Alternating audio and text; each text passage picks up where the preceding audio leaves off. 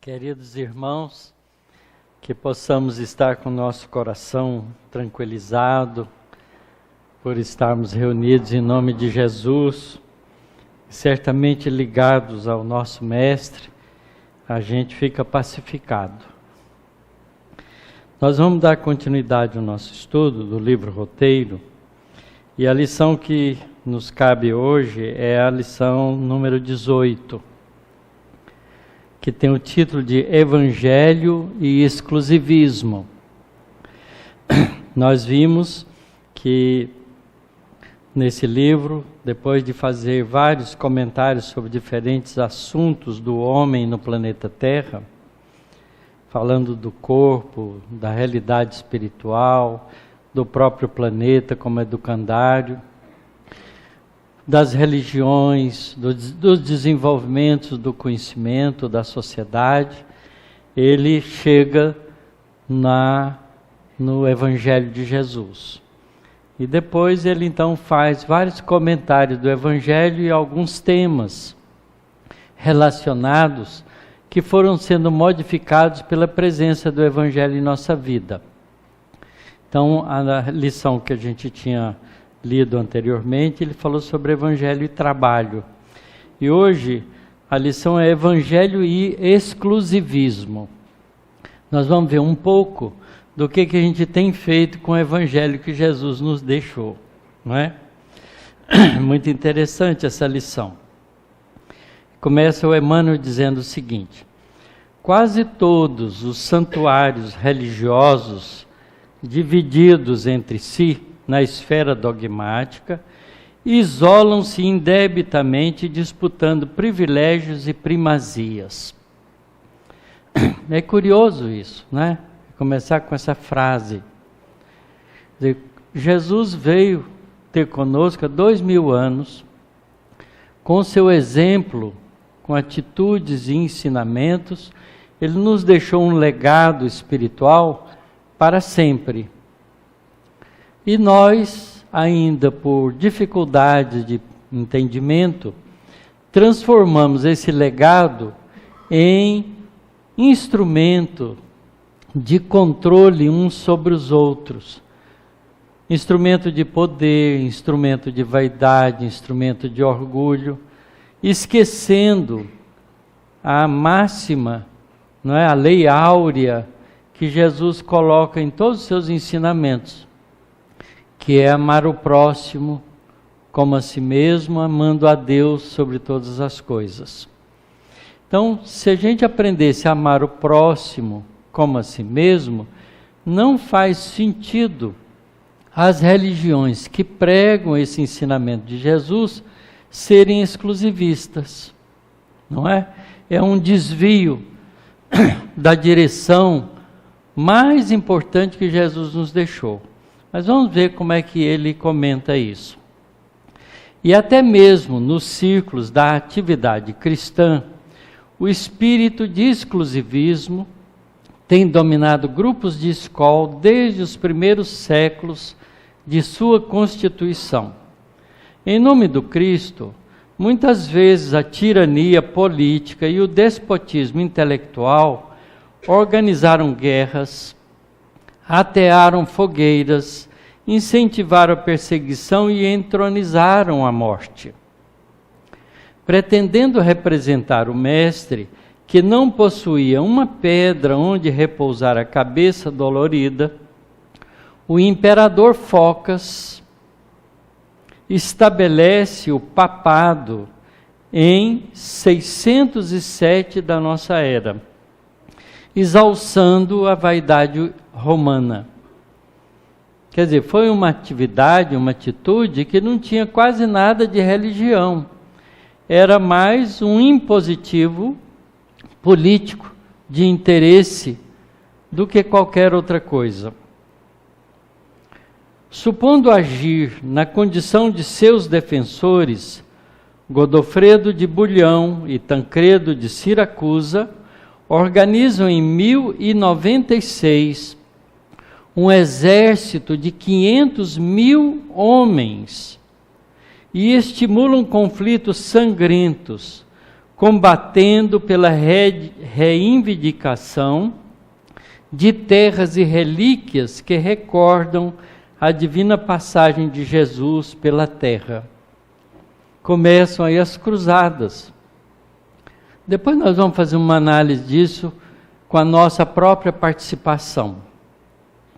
Acreditando preservar-lhes os princípios salvadores, Gregório IX, em 1231, 2 séculos depois, consolida o Tribunal da Inquisição, adensando a sombra e fortalecendo criminosas flagelações no campo da fé religiosa. Convictos de garantir-lhe a doutrina, os sacerdotes punem com o suplício e com a morte valorosos pioneiros do progresso planetário, quais sejam Giordano Bruno, João Hus. Semelhantes violências, todavia, não passam de manifestações do espírito belicoso que preside às inquietações humanas. Cristo nunca endossou o dogmatismo e a intransigência por normas de ação. Afirma não haver nascido para destruir a lei antiga, mas para dar-lhe fiel cumprimento. Não hostiliza senão a perversidade deliberada.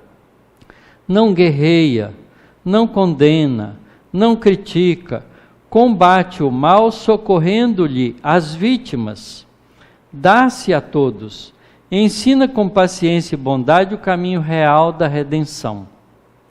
Começa o ministério da palavra conversando com os doutores do templo e termina o apostolado palestrando com os ladrões que foram crucificados junto com ele. A ninguém desdenha, e os transviados infelizes lhe merecem mais calorosa atenção. Prepara o espírito dos pecadores para os grandes cometimentos do Evangelho, com admirável confiança e profunda bondade, sem exigir-lhes qualquer atestado de pureza racial. Auxilia mulheres desventuradas, com serenidade e desassombro, em contraposição com os preconceitos do tempo, trazendo-as de novo à dignidade feminina. Não busca títulos, e sim inclina-se atencioso para os corações. Nicodemos, o mestre de Israel, e Bartimeu, o cego desprezado, recebem dele, de Jesus, a mesma expressão afetiva. A intolerância jamais compareceu ao lado de Jesus na propagação da Boa Nova. O isolacionismo orgulhoso na esfera cristã é simples criação humana, fadado naturalmente a desaparecer, porque na realidade nenhuma doutrina quanto o cristianismo trouxe até agora ao mundo atormentado e dividido os elos de amor e luz da verdadeira solidariedade. Essa é uma lição interessante, mostrando para nós, fazendo um pouco de digressão histórica, como nós temos recebido, desde muitos e muitos séculos, lições espirituais para nos melhorar, e nós transformamos esses tesouros em espada de divisão. Ainda hoje, infelizmente, as religiões não se confraternizam.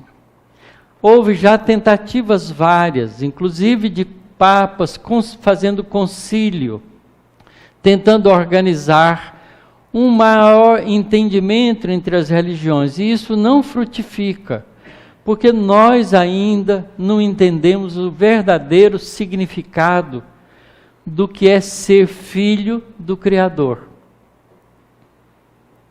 Simples assim. Nenhum de nós se fez a si mesmo. Todos nós somos filhos, criaturas divinas. Porque Deus é que nos cria. Se nós somos criaturas divinas, saídas da vontade, da inteligência suprema do universo, Isso significa que nós somos solidários uns com os outros, irmãos uns dos outros. E nada, nenhuma atividade humana a rigor, muito menos a religião, deveria fazer com que nós criássemos grupamentos litigiosos uns com os outros. Mas ainda é assim. Nós não aprendemos que para que nós cresçamos, nós não precisamos diminuir ninguém à nossa volta. Mas a gente é assim. A gente ainda acha que para falar das coisas boas que a gente faz, a gente precisa denegrir os outros que não fazem. É exatamente aquela passagem de Jesus que ele nos lembra quando as pessoas se dirigem ao templo para orar, não é? Então, o fariseu se põe de pé, bate no peito e diz: eu cumpro todos os mandamentos da religião, não é? Dou o dízimo, faço isso, faço aquilo, e não sou igual a esse publicano, que tinha um publicano ali do lado dele, né, que não cumpre as coisas da religião. E o publicano batia no peito e dizia: Senhor, tenha piedade de mim, que sou um pecador. E Jesus então diz: olha, das duas orações, a do publicano é mais justa. Mas é mais justa ainda a posição da viúva simples e humilde, que tira do seu próprio recurso de alimento e cede um óbolo para o templo, para ajudar as pessoas que precisavam mais do que ela. Mas a gente ainda pode lembrar daquele que não aparece, que limpava o templo e dava o seu próprio trabalho em benefício das coisas espirituais. Nós somos irmãos e não precisamos de nenhum tipo de atitude semelhante. Se uma doutrina é mais esclarecedora do que outra, não se preocupe, porque se ela é esclarecedora, ela vai chegar com esse esclarecimento a todas as pessoas que precisarem. Nós, a rigor, não precisamos fazer proselitismo de religião alguma. Aliás, é o que Jesus faz. Jesus não pregou religião. Ele veio para dizer que ele não ia violar nenhuma das leis eternas, que ele ia dar cumprimento a essas leis. Ora, se uma dada estrutura religiosa contém com mais claridade a interpretação das leis espirituais que nos governam, devagar, cada um de nós vai caminhar para esse entendimento. Porque nós só ouvimos aquilo que queremos ouvir. Não adianta a gente ficar buzinando na orelha dos outros que não querem ouvir o que a gente acha que é verdade. Porque ela se fecha. Porque se fosse assim, o domínio temporal teria transformado à força todas as pessoas para uma única religião. Até houve tentativas, mas ela é infrutífera, porque não funciona. Então a religião boa é aquela que ensina o bem, o amor, a bondade, o respeito. Todas as religiões têm dentro de si esses interesses. Mas por causa da nossa pequenez, nós que fazemos a movimentação religiosa, padres, pastores, não é? Sacerdotes, palestrantes, oradores, não importa quem, ainda somos particularistas e exclusivistas porque achamos que aquilo que a gente pensa é a maior verdade, e é a verdade maior do que as outras. E se a gente pensar bem, não é? A verdade maior, ela é simples e está colocada nesse ensinamento de Jesus. Amar a Deus sobre todas as coisas e ao próximo como a si mesmo. E a gente fica então pensando, bom, mas eu vou interpretar quem é meu próximo. Meu próximo são aqueles da minha igreja. Meu próximo é minha família. Meu próximo são aqueles que pensam como eu penso. E Jesus, para não deixar dúvida, através da parábola do bom samaritano, ensina quem é o próximo. Sabe quem é o próximo? Não é o samaritano. É o caído lá que ninguém sabia quem era. Porque a parábola que Jesus utiliza para ensinar o doutor da lei, não é? Ele usa. Jesus era tão perspicaz, não é? Que sabia da dificuldade do sacerdote. Então usa o inimigo do sacerdote para ser o representante do amor. E usa o próximo como anônimo. É a lição linda que deixa claro para todos nós isso. Quem era o samaritano? O desprezado pelo doutor da lei. Porque ele era, o doutor da lei era um fariseu.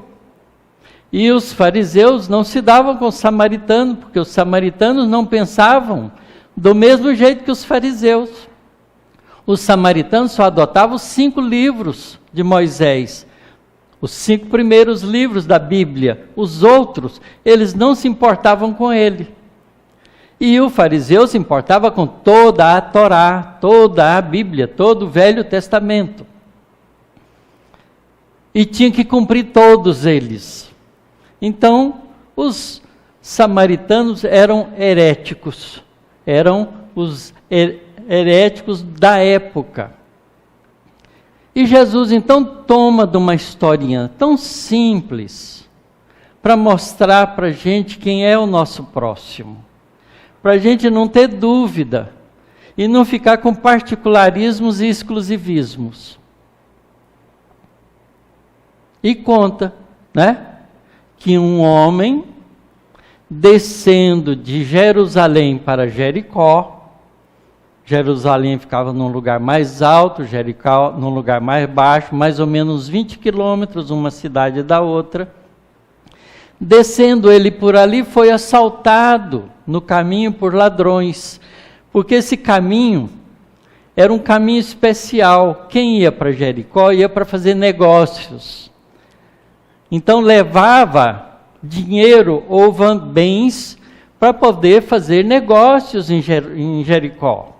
E se saía de Jerusalém, devia ter dinheiro, que era a cidade mais importante da época, naquela região. Então ele é assaltado por ladrões, despido nas suas riquezas, nos seus valores, espancado, machucado e deixado ao largo do caminho. E descendo por ali, um sacerdote vê aquele homem caído, sacerdote, ele sabia das leis espirituais, então ele devia cumpri-las, passa ao largo e vai embora, nem liga para o indivíduo que está caído. Depois, em sequência, passa por ali um levita. Quem é o levita? Era o homem público, o administrador, as pessoas que eram, na época, os funcionários públicos do Estado, que conheciam as leis sociais, portanto, também tinham a obrigação de cumprir essas leis sociais. Mas ele também passa, vê o homem caído e não se envolve, vai embora. Depois, em sequência, passa por ali o tal do samaritano, desprezado, herético, o que já estava condenado ao inferno, o inferno da época. Ele então se condói daquele que ali está. Desce do cavalo, vai lá, vê que o homem está ferido, pensa as suas feridas, cuida das feridas com óleo e vinho, desinfeta e protege. Põe o homem no seu cavalo, leva até uma estalagem, que ele sabia que tinha um caminho, porque ele já conhecia esse caminho, ele era um negociante também. Entra na estalagem, fala com o dono da estalagem e diz: olha, eu tenho que seguir viagem, mas esse homem vai ficar aí, eu estou pagando em adiantado a estadia dele, cuida dele para mim, na volta te compenso por qualquer coisa adicional que precisar. E deixa o homem protegido e vai embora. Quem era o homem que caiu? Ninguém sabe. Esse é o nosso próximo. Portanto, o nosso próximo é qualquer um que cruza o nosso caminho. Não a nossa família, não o nosso parente direto, não aqueles que pensam do mesmo jeito que nós, ou que frequentam as mesmas igrejas, ou os mesmos ambientes sociais que nós. É qualquer um que cruza o nosso caminho e se encontra em dificuldade e nós podemos ajudar. Então isso não depende de religião, de maneira de pensar, de nada. Depende do sentimento que a gente desenvolve uns pelos outros, pela compreensão do que nós somos. E a boa religião é aquela que ensina o que nós somos. Qualquer que seja ela. Que nós somos irmãos. Que nós nos devemos uns aos outros. Que nós vivemos em sociedade porque precisamos trocar sentimentos, experiências, ajuda, cooperação. Por isso a palavra tolerância e cooperação devia ser palavra de nosso uso. Mas a gente não vê isso. A palavra que a gente vê, colocada pelo mundo econômico, é competição. Você tem que competir com o outro, tem que ser melhor que ele para você ter sucesso. Dane-se o outro. Não é assim? E a palavra devia ser cooperação. Não devia ser competição. Porque há lugar para todos. Mas a competição existe nas universidades, existe nas casas religiosas, existe no comércio, existe na indústria, existe na política, né? E a gente traz isso para as religiões. E cria o exclusivismo, que não faz o menor sentido. Se cair um meteoro aqui, mata todos nós, independente do saldo bancário de qualquer um. É ou não é?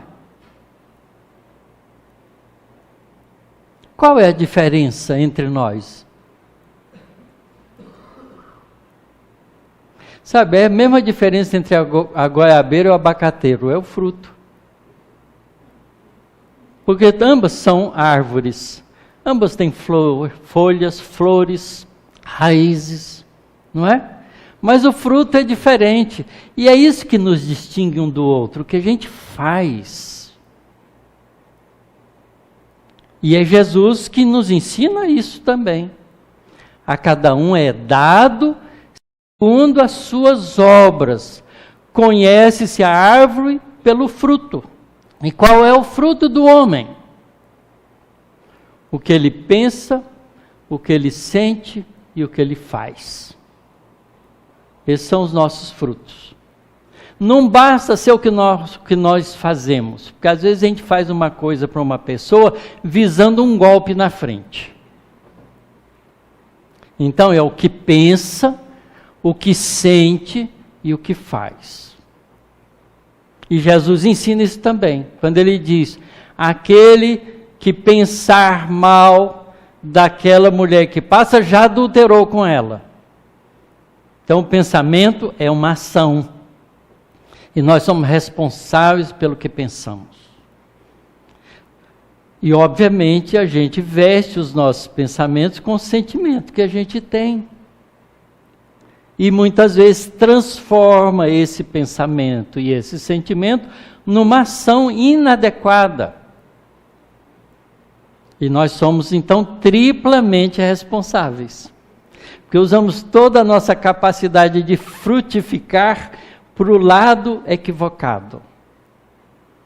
Então não há sentido a gente ter exclusivismos de nenhuma espécie, muito menos religiosa. Porque a religião nos conduz a Deus, esse é o papel dela. Se Deus é o Pai de todos nós, não pode excluir ninguém. Ponto, é simples assim.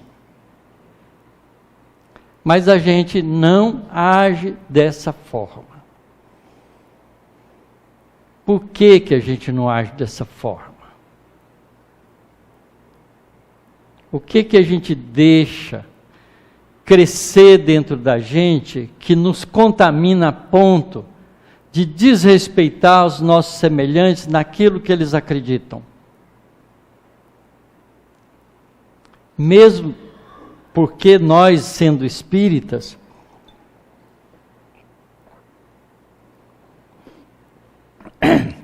temos uma responsabilidade muito maior. Porque aquelas guerras que foram feitas para tomar o Oriente Médio, porque Jesus passou por lá, as guerras fratricidas que a gente realizou com as cruzadas, nós estávamos lá fazendo isso, porque sabemos da reencarnação e sabemos que vivemos em todos esses tempos. Então é nossa responsabilidade hoje ser espírita sem exclusivismo. Dá para ser? Claro que dá. Aliás, tem que dar. É impositivo. Porque muito será pedido a quem muito foi dado. Se a gente entende que a gente é um espírito imortal, se a gente entende que a gente já teve milhares de encarnações, se a gente entende que a gente vem desenvolvendo no meio das civilizações ao longo do tempo, nós carregamos a própria história da humanidade dentro de nós e temos agora o dever de fazer uma nova história. Eu vou fazer uma história melhor, mais bonita, mais fraterna, mais amiga, mais respeitosa, de mais exemplo. Porque o exemplo é mais importante do que a fala. A fala esclarece, ajuda, faz entender. Mas o exemplo é uma força de arraste. Quando uma pessoa fala uma coisa e faz aquilo, ela ganha crédito. As pessoas sabem que ela honra o que fala. E a gente precisa fazer isso, ser verdadeiro com a gente mesmo.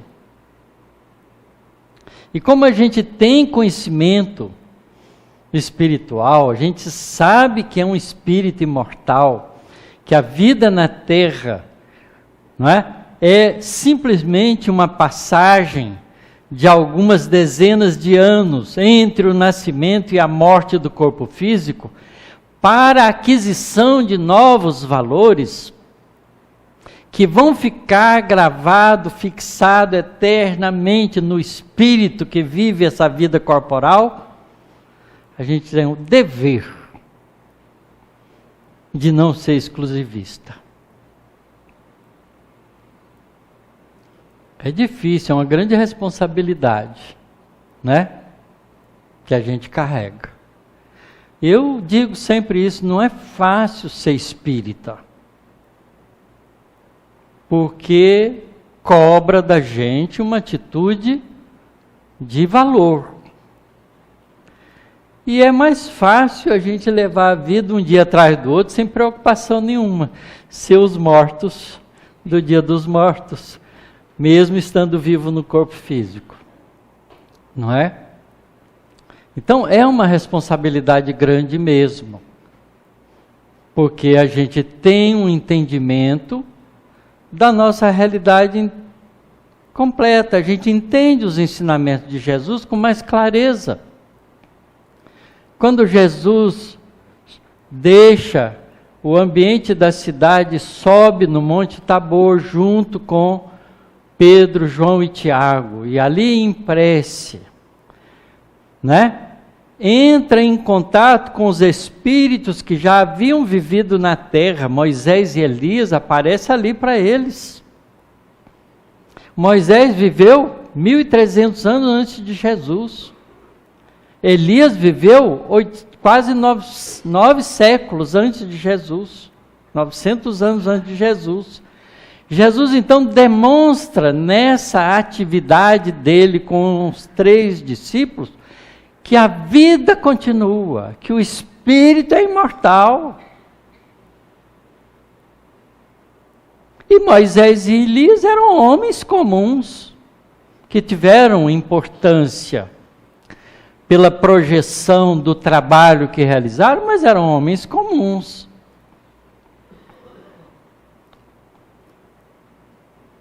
Então, nós não temos dúvida de que a vida continua, que nós somos espíritos imortais.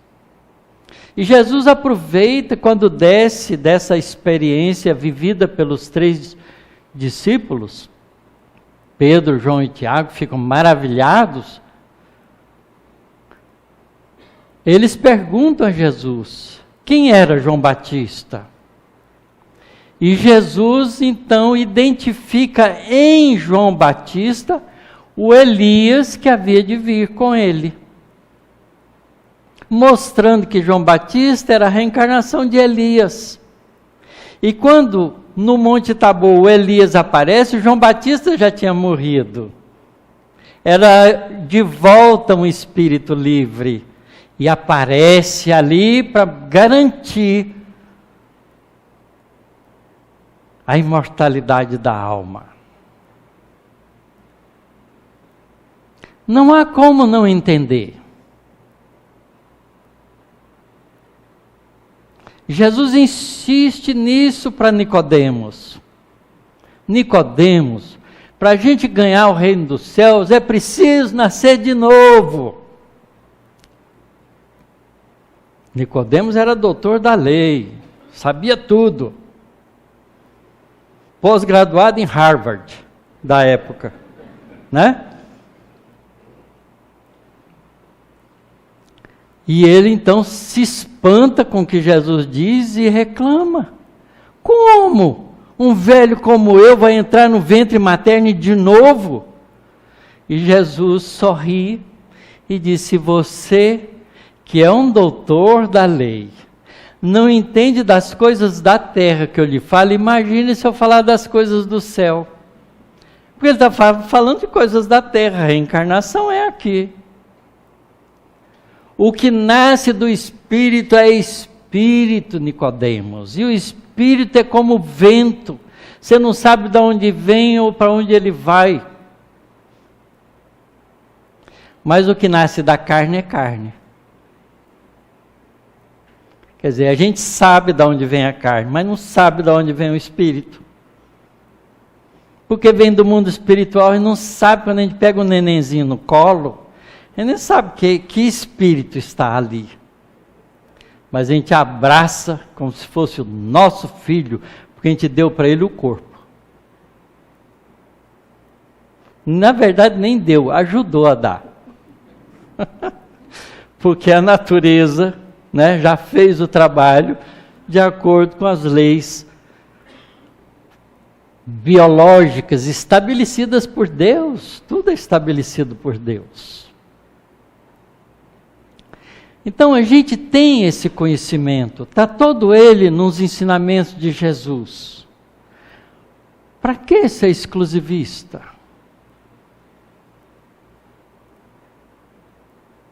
Se o que eu sei pode ajudar os outros, muito que bem, mas não deve nunca atrapalhar.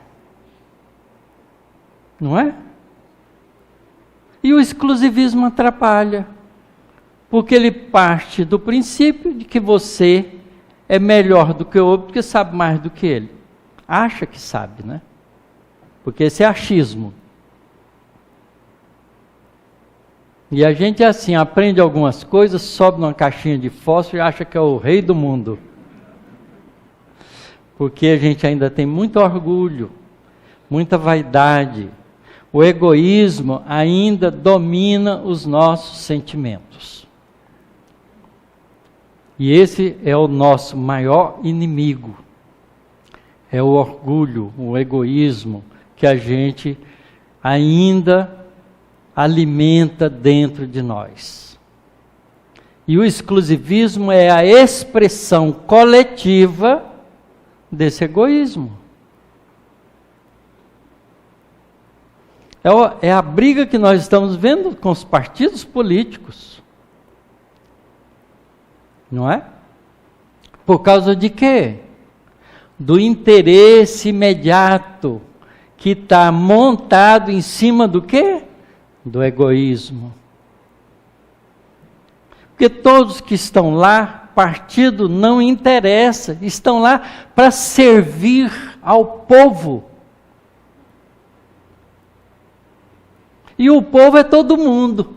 Não interessa se torce para o Flamengo ou para o Vasco. Não interessa isso. A gente pode ter as preferências da gente, mas nunca em detrimento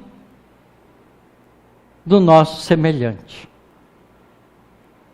Essa é a nossa luta contra esse exclusivismo. Que a gente faz no nível individual e faz no nível coletivo. A gente faz um país com outro. Né? As nações são exclusivistas. Ainda. Você viu? Nosso presidente disse que não aceita o presidente da Argentina.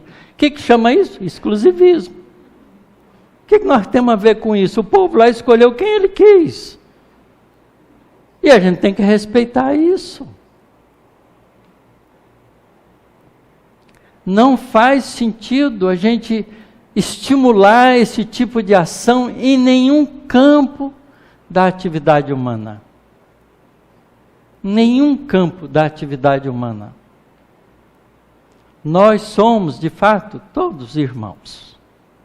Filhos do mesmo Criador. Olha que coisa maravilhosa. Todos nós somos criaturas divinas. Não é maravilhoso isso? Todos nós somos criaturas divinas. Criado pelo mesmo Pai amoroso e bom, que cuida de nós, que nos dá tudo que nós precisamos. Toda matéria-prima que a gente precisa, a gente tem de graça. A gente não paga pela luz do sol. A gente não paga pelo ar que respira. A gente não paga pela terra que nos sustenta firme, de pé nela. A gente não paga nada pela beleza da luz que a lua joga para nós, refletindo do sol.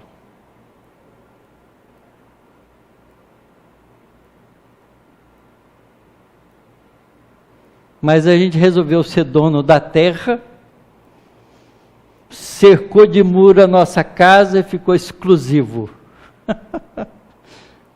Né? Antigamente quem vivia na tábua era mais condizente com a realidade fraterna. Porque a taba era de todos os índios. Todo mundo tinha direito de ficar na taba. A gente agora acha que o meu canto é meu canto e ninguém atravessa ele, se atravessar, ai dele. A gente usa todo o potencial violento que a gente ainda armazena dentro de nós. E a gente vai morrer e vai deixar tudo aí. Tudinho. Vai levar nada, nem o corpo, que a gente acha que é nosso. Esse é o meu cabelo, aqui é onde tinha. Aqui é o meu cabelo, aqui do lado. Não é meu cabelo, é cabelo do corpo. Quando eu for, ele vai ficar lá no meio da terrinha. Se a gente não puser fogo num crematório, né? Porque pode fazer isso também. O que é nosso? Né? O que é nosso? O que a gente pode dizer? Isso é meu. Só o que você sente e o que você pensa, o que você sabe. Só isso que é seu. O resto não é seu. O que a gente sabe e o que a gente sente, esse é nosso. Então, se a gente aumentar a nossa sabedoria e aumentar a nossa capacidade de amar, de querer, nós ficamos mais ricos. O resto é tudo material didático, instrumento para a gente adquirir essas duas coisas.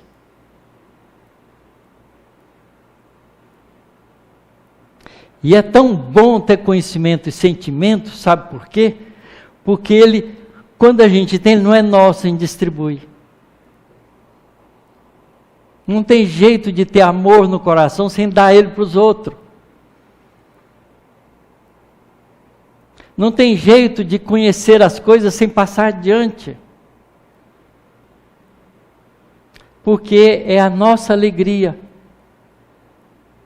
A verdadeira alegria é essa, ser útil.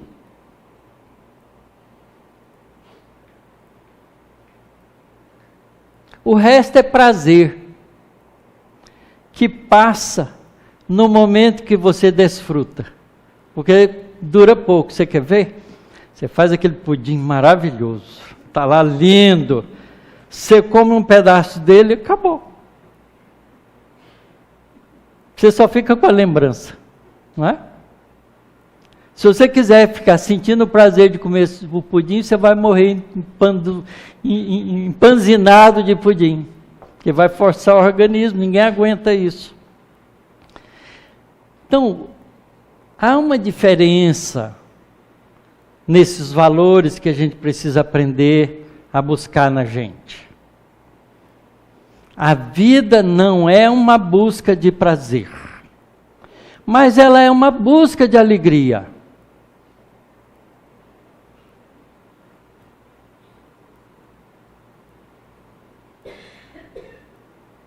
Outro dia eu vi uma chargezinha interessante, uma frase. O amor não é trazer alguém para a sua cama, é trazer alguém para a sua vida.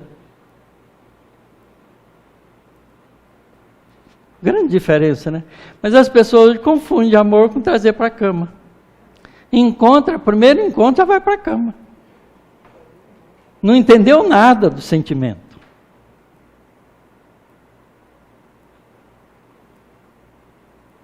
Porque a gente acha que amar é ter. Amar não é ter, amar é dar. É ser e dar.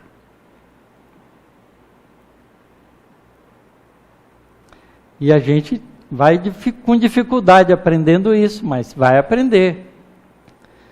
Porque o objetivo do Espírito é evoluir, evoluir, evoluir, evoluir, até alcançar a compreensão máxima do Criador. Que é difícil para a gente entender, né? Você já pensou em entender uma mente, uma inteligência capaz de criar 3 trilhões de galáxias?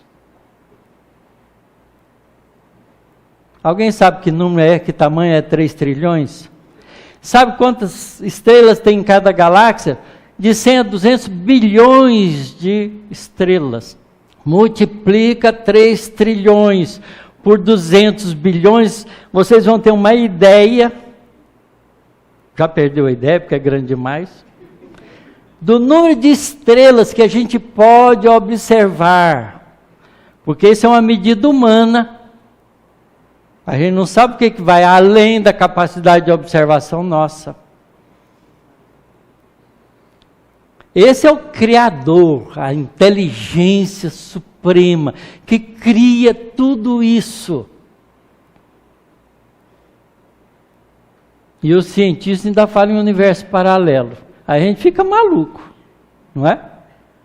Porque se esse universo com 3 trilhões de galáxias a gente não consegue entender, imagine existir muitos universos igual a esses, que um fala com o outro porque a gente não sabe que eles existem. É só teoria, por enquanto. Ninguém demonstrou e provou que existe multiverso.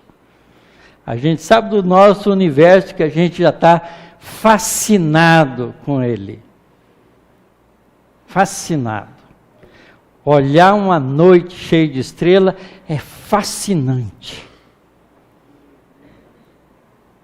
Do mesmo jeito de você parar num campo e olhar a multiplicidade de florzinha que aparece naquele campo, é fascinante. E a gente pisa nelas e fica olhando para o umbigo. E não enxerga, porque a gente não enxerga o umbigo da gente não, viu? Especialmente os mais gordinhos. Não dá para enxergar, não é? Então, nada de exclusivismo, a gente tem que aprender a mudar isso na vida da gente. Vamos aceitar as pessoas como elas são, respeitá-las como elas são, porque Deus nos criou com livre arbítrio, cada um pensa do jeito que quiser, e é responsável pelo jeito que pensa. Ponto final. Ninguém tem nada a ver com isso. Mas é duro a gente fazer isso. Porque quando a gente vê um filho da gente pensando atrapalhado, e fica, oh meu Deus, o que eu fiz de errado para ele estar fazendo isso? Você não fez nada de errado, ele é ele, você é você. Só isso. Seu filho não é sua propriedade, você não tem gerência sobre a vontade dele.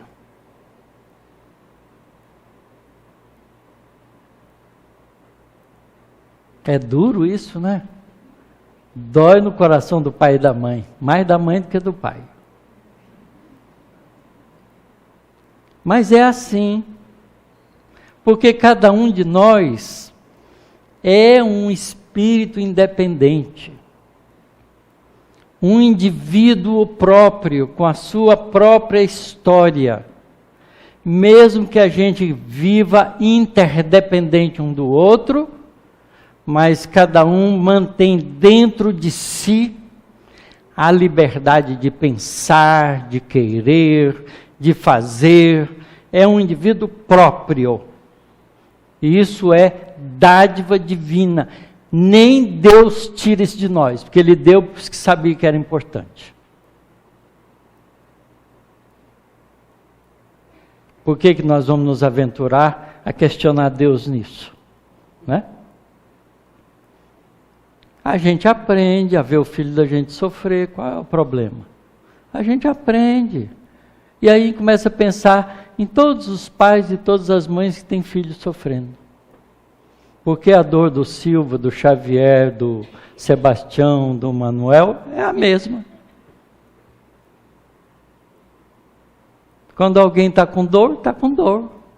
Não importa o nome ou o sobrenome que ele tem. É o nosso próximo, anônimo, caído na estrada entre Jerusalém e Jericó. Que Deus nos dê bastante força para a gente ser assim.